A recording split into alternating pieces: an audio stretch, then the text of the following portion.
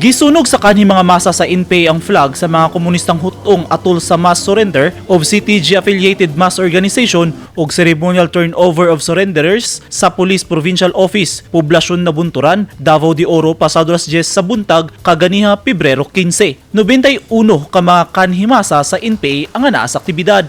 Usa-usa sab nga may pirma sa tarpaulin nga dunay panunumpa ng katapatan ng Republika ng Pilipinas isip Pledge of Commitment. Kining Davao de Oro. Sumala ni Police Brigadier General Fillmore Escobar, ang Regional Director sa PNP 11, dunay daghang programa ang gobyerno alang sa ilang reintegration sa ilang komunidad. We are partnering with the local government unit para sa kanilang reintegration. Kini siya nanay programa ang LGU. Nanay una na nagbalik kasi there are around mga 200 plus na membro aning na masupa, ang 81 mga 80 plus nawala na sa impluwensya nila kay naggato na sa army. So kining alaing grupo 91 mao ni ang sa PNP pod nag-approach. So mao ni among ginatabangan sila.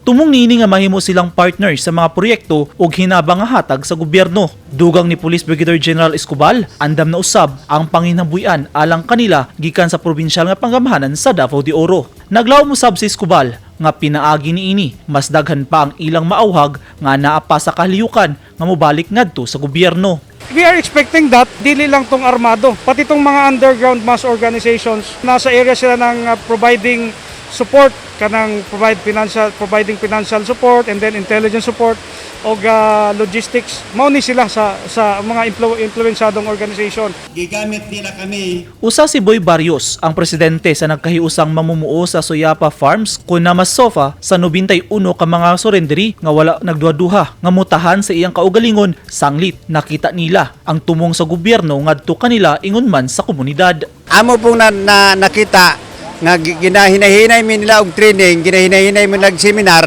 nga mao gid ay tinuod.